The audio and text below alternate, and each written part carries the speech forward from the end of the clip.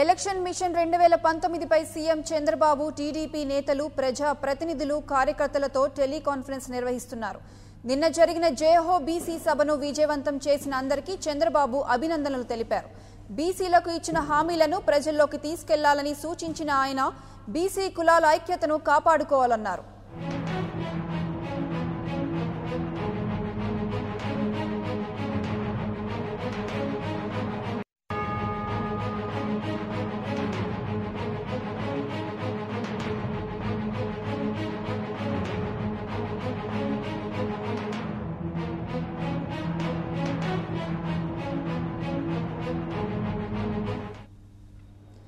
Election mission 2019పై CM Chandrababu TDP నేతలు ప్రజా ప్రతినిధులు కార్యకర్తలతో టెలికాన్ఫరెన్స్ నిర్వహిస్తున్నారు. నిన్న జరిగిన జయహో బీసీ సభను విజయవంతం చేసిన అందరికీ చంద్రబాబు అభినందనలు తెలిపారు. బీసీలకు ఇచ్చిన హామీలను ప్రజల్లోకి తీసుకెళ్లాలని సూచించిన ఆయన బీసీ కులాల ఐక్యతను కాపాడుకోవాలన్నారు.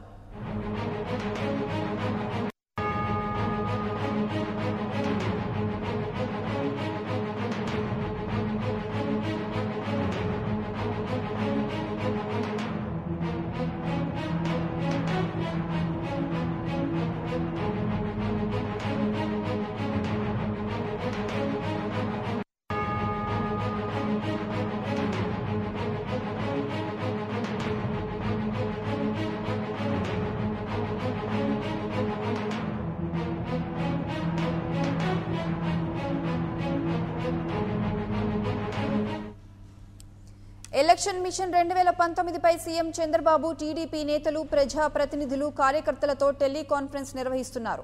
నిన్న జరిగిన జయహో బీసీ సభను విజయవంతం చేసిన అందరికీ చంద్రబాబు అభినందనలు తెలిపారు. బీసీలకు ఇచ్చిన హామీలను ప్రజల్లోకి తీసుకెళ్లాలని సూచించిన ఆయన బీసీ కులాల ఐక్యతను కాపాడుకోవాలన్నారు. ఇక ఇదే అంశానికి సంబంధించి మరింత సమాచారం మా ప్రతినిధి మునిరాజ్ అమరావతి నుండి అందిస్తారు. మునిరాజ్, చెప్పండి, దీనిపై మీ దగ్గర సమాచారం ఏంటి? కాసేపటి కిందట టీడీపీ ముఖ్య నేతలు నియోజకవర్గ ఇన్ఛార్జీలతో చంద్రబాబు నాయుడు టెలికాన్ఫరెన్స్ నిర్వహించారు. ఈ కాన్ఫరెన్స్ లో 2019 ఎన్నికలకు ఏ విధంగా సన్నద్ధమన్న దాని మీద పర్టికులర్ గా ఆయన నేతలకు డైరెక్షన్ ఇచ్చారు. ముఖ్యంగా నిన్న సాయంత్రం జరిగినటువంటి మహేంద్రవరంలో జయహో బీసీ సభ విజయవంతమైంది. ఈ విజయవంతమైన తీరును ప్రజల్లోకి ఈ వారం రోజుల పాటు తీసుకెళ్లాలి. ముఖ్యంగా తెలుగుదేశం అంటేనే బీసీల పార్టీ, బీసీలు అంటేనే తెలుగుదేశం అనే విధంగా ఆ పార్టీ వ్యవస్థాపకులు ఎన్టీఆర్ తీసుకొచ్చారు. ఆ విధానాన్ని మనం మర్చిపోకుండా కొనసాగిస్తున్నాం. ఈ నేపథ్యంలో బీసీలకు ఇస్తున్నటువంటి ప్రాధాన్యతని ప్రజల్లోకి పెద్ద ఎత్తున తీసుకెళ్లాలి. ఎందుకంటే రానున్న 2 నెలల్లో ఎన్నికలు ఎదుర్కోబోతున్న సమయంలో వివిధ సామాజిక వర్గాల ద్వారా సమాజం చీలిపోయిన నేపథ్యంలో ముఖ్యంగా బీసీలను ఆకట్టుకునే విధంగా బీసీలకి తమ ప్రభుత్వం ఈ 4.5 ఏళ్లలో కూడా చేసినటువంటి సంక్షేమ పథకాలను వివరిస్తూ ప్రజల్లోకి తీసుకెళ్లాలని సీఎం ఆదేశించారు. మరోవైపు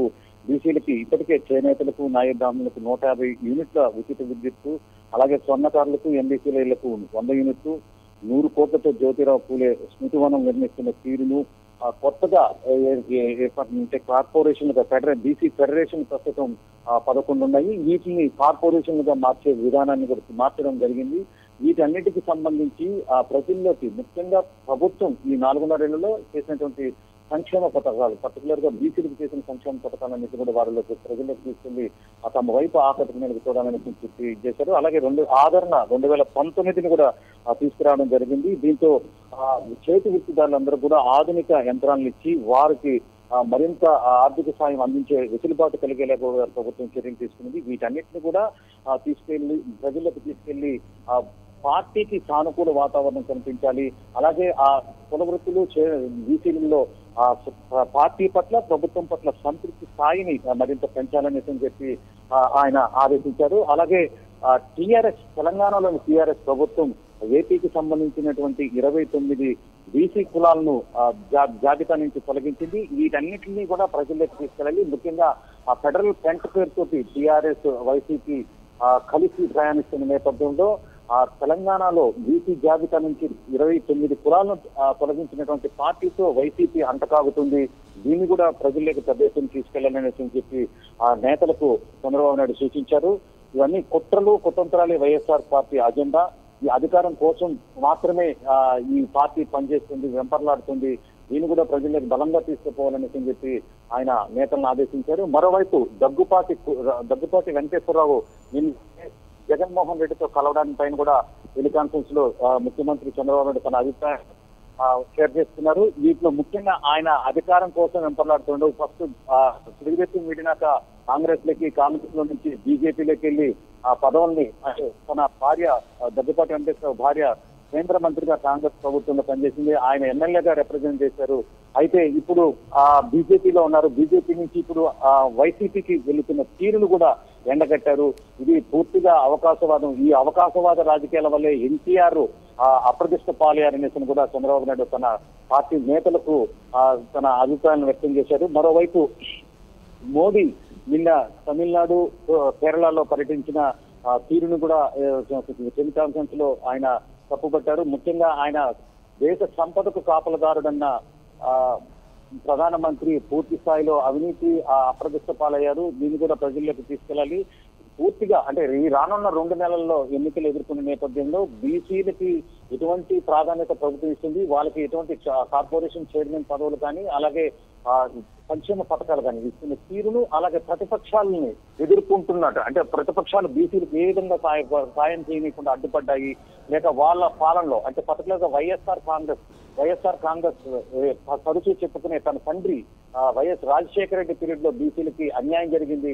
ఈ అన్యాయాన్ని కూడా పూర్తి స్థాయిలో ప్రజల్లోకి తీసుకెళ్లనేసి చంద్రబాబు నాయుడు పార్టీ నేతలను ఆదేశించారు. Okay right, thank you Muniraju.